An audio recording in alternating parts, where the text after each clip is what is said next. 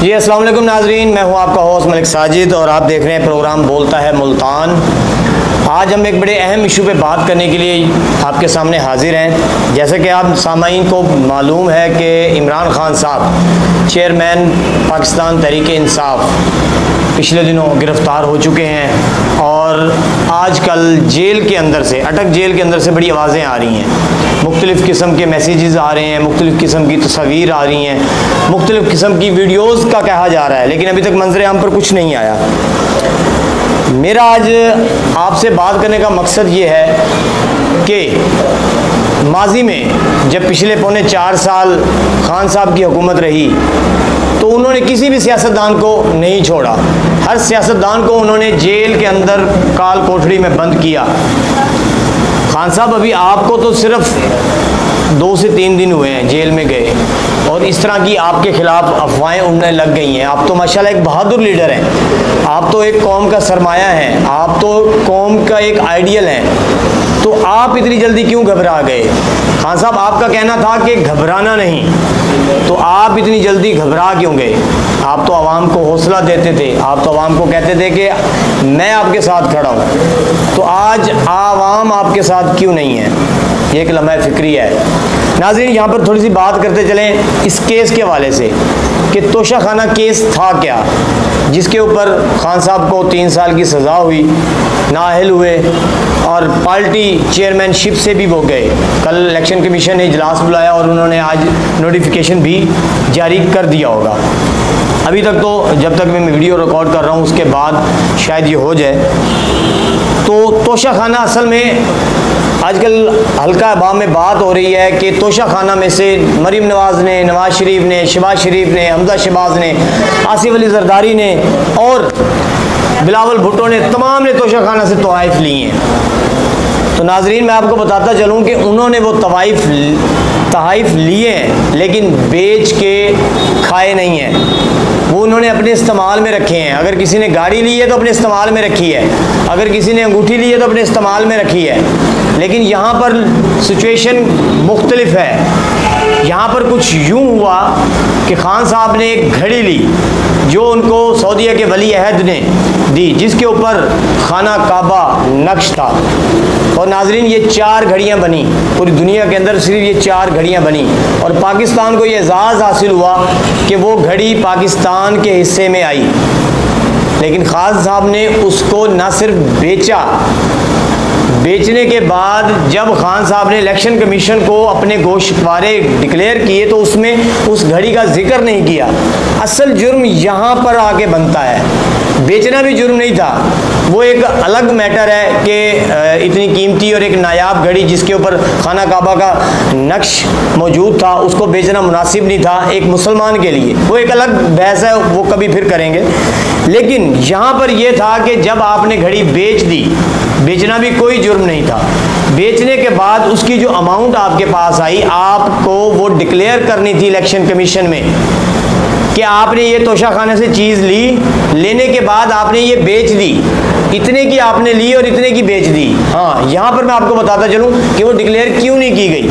वो ली पाकिस्तान के ख़जाने में से कौड़ियों के भाव और बेची अरबों में, तो इस वजह से उसको डिक्लेयर करना उनके लिए ज़रूरी नहीं था। खान साहब शायद इस गुमान में थे कि उनकी मुर्शद, जिनको वो मुर्शद कहते हैं, मोहतरमा पिंकी पेरनी साहिबा, मुख्तलिफ नाम लोग उनको पुकारते हैं, हमारे लिए काबिल इज़्ज़त हैं, काबिल एहतराम है, तो उनके जादू टोने चल जाएंगे और ये बात इसी तरह हज़म हो जाएगी। लेकिन ऐसा नहीं है। खान साहब एक तरफ आप बात करते हैं शऊर देने की, एक दफ़ा बात करते हैं बराबरी की, एक दफ़ा आप एक तरफ बात करते हैं एहतसाब की। तो खान साहब वो एहतसाब आपके गले भी तो पड़ना था।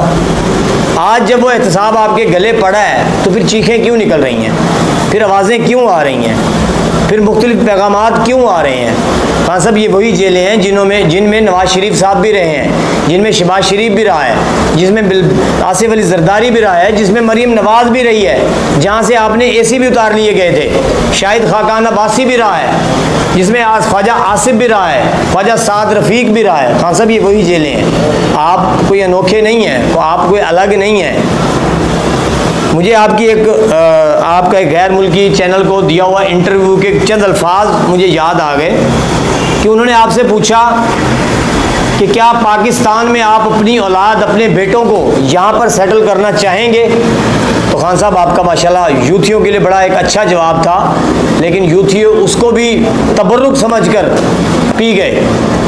आपने कहा कि पाकिस्तान कंट्री मेरी औलाद, मेरे बच्चों के लिए मुनासिब नहीं है, महफूज नहीं है। तो खान साहब आपके बच्चों के लिए अगर महफूज नहीं है तो पाकिस्तान में रहने वाले जो बाशिंदे हैं उनके लिए महफूज कैसे होगी?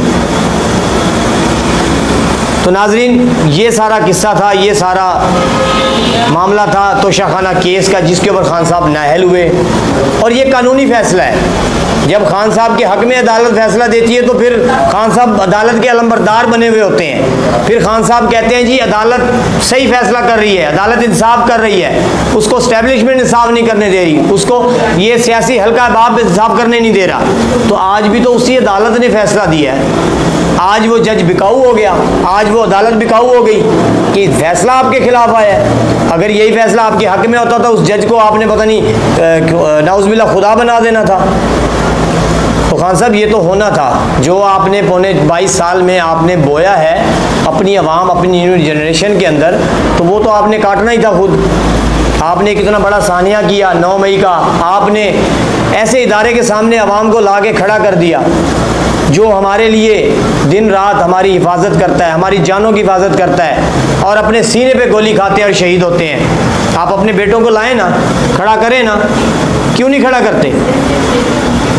आपके बेटे कीमती हैं, वो जाने कीमती नहीं है जो बार्डरों के ऊपर लड़े, जिनके ऊपर आपने पथराव करवाया, जिन फौजियों के ऊपर आपने पत्थर मरवाए, जिन फौजियों के ऊपर आपने डंडे बरसवाए।